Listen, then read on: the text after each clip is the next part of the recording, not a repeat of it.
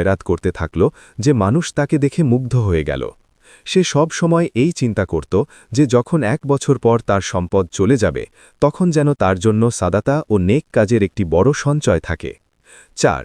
1 বছরের পরিসমাপ্তি ও মুসা আলাইহিসসালামের বিস্ময়। 1 বছর কেটে গেল।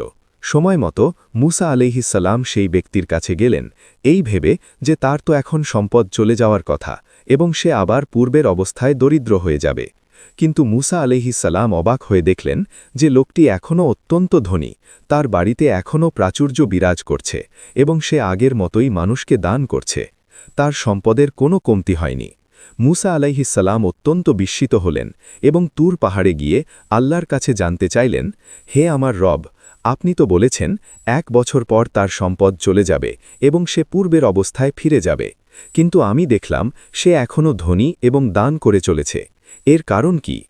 আল্লাহ সুবহানাহু ওয়া তাআলা উত্তর দিলেন, হে মুসা, আমি তাকে 1 বছরের জন্য ধনী করেছিলাম, সে শর্ত মেনে নিয়েছিল, কিন্তু সে যখন আমার নেয়ামত পেল তখন সে কেবল ভোগবিলাসে মত্ত না হয়ে আমার আল শাকুর নামের যথার্থতা প্রমাণ করল। সে এমনভাবে দান করা শুরু করল যে তার দান কখনো ফুরায় না। সে তার নিজের দারিদ্র্যের কথা ভুলে গিয়ে আমার অন্যান্য অভাবী বান্দাদের প্রয়োজন পূরণ করতে শুরু করল।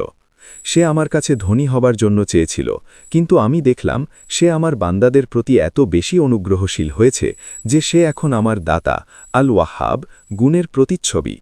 মুসা, যে আমার কাছে নেয়ামত পেয়েও তার কৃতজ্ঞতা জ্ঞাপন করে এবং আমার অন্য বান্দাদের উপর আমার দয়ার হাত বাড়িয়ে দেয়, আমি তাকে আর ফিরিয়ে নিতে লজ্জা পাই। মুসা তখন বুঝলেন, আল্লাহর পরীক্ষা কেবল অভাবের মাধ্যমে হয় না, বরং প্রাচুর্যের মাধ্যমেও হয়, এবং কৃতজ্ঞতা, দান ও উদারতা আল্লাহকে এতটাই সন্তুষ্ট করে যে তিনি তার শর্তও পরিবর্তন করে দেন। এই গল্পটির মূল শিক্ষা হল, কৃতজ্ঞতা পরীক্ষার মূল চাবিকাঠি। আল্লাহ যখন কিছু দেন তখন পরীক্ষা করেন যে বান্দা কতটুকু কৃতজ্ঞ। প্রাচুর্যকে ভোগ বিলাসের মাধ্যম না বানিয়ে যদি একে আল্লাহর রাস্তায় খরচ করা হয় তবে আল্লাহ সেই নেয়ামতকে স্থায়ী করে দেন। দানের ফল। লোকটি জানত তার সম্পদ সীমিত সময়ের জন্য, তাই সে তা স্থায়ী করার জন্য আল্লাহর পথে বিলিয়ে দিতে শুরু করে। আল্লাহর কাছে সবচেয়ে প্রিয় আমল হল মানুষের উপকারে আসা। আল্লাহর দয়া। আল্লাহ দয়ালু, তিনি তার বান্দাকে শুধু পরীক্ষা করার জন্য দেন না, বরং সুযোগ দেন যেন সে তার নেক আমলের মাধ্যমে সেই নেয়ামতকে তার জন্য স্থায়ী করে নিতে পারে।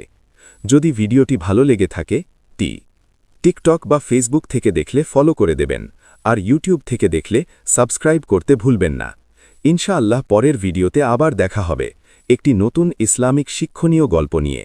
ততক্ষণ পর্যন্ত আল্লাহ হাফেজ।